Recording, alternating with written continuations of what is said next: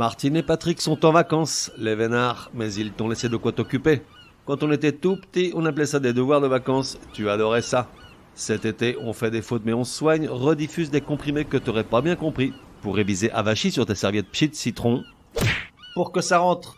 Allez, bonnes vacances à toi aussi, rentrée des classes dans quelques semaines.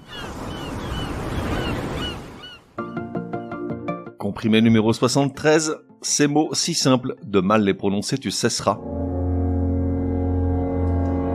La langue française n'est pas seulement malmenée à l'écrit. À notre décharge, il faut bien avouer qu'au fil des siècles, elle s'est dotée de 1000 règles emberlificotées, voire incohérentes, on en a vu quelques-unes ici même, mais également à l'oral.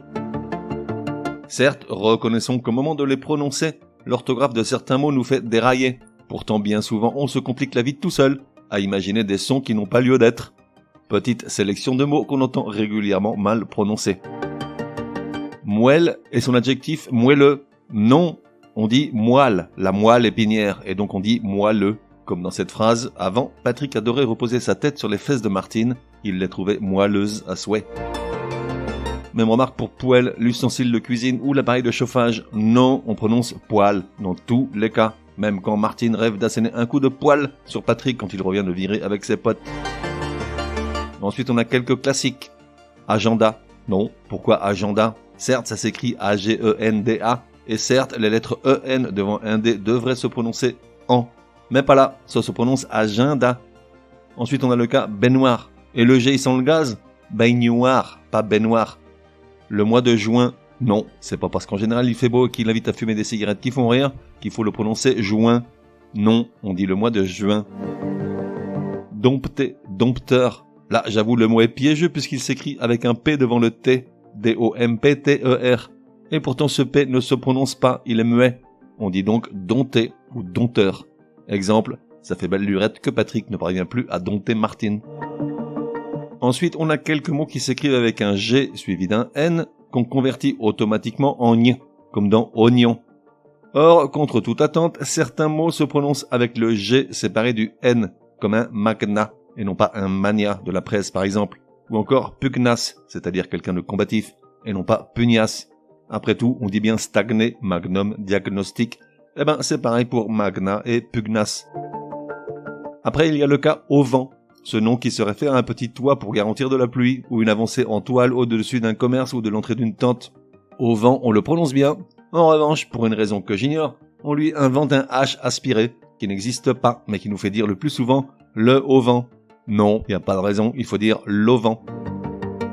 Ensuite, il y a les tristes cas des verbes être et voir à la troisième personne du singulier et du pluriel du subjonctif présent. Et là, c'est douloureux d'entendre ça vrille littéralement les oreilles. Car combien de fois avons-nous entendu pour qu'il soit ou qu'il voie? Aïe aïe aïe aïe, malheureux, on dit pour qu'il soit ou qu'il voie, pas soit ou voie. Elvis, pardonne-leur, ils ne savent pas ce qu'ils font. La liste pourrait être bien plus longue. Du reste, je vous invite à m'envoyer ces mots que vous entendez mal prononcer et qui vous crispent particulièrement. Je ferai un nouveau comprimé avec vos trouvailles. Je rappelle l'adresse mail du podcast contact@uncompriméparjour.com.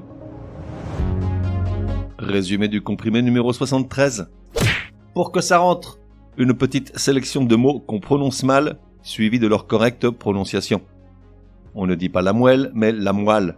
Ou un ou une poêle, mais un ou une poêle. Une baignoire, mais une baignoire. Le mois de juin, mais le mois de juin. Un agenda, mais un agenda. Dompter, mais dompter. Mania, mais magna, de l'immobilier par exemple. Pugnace, mais pugnace. Le auvent, mais l'auvent.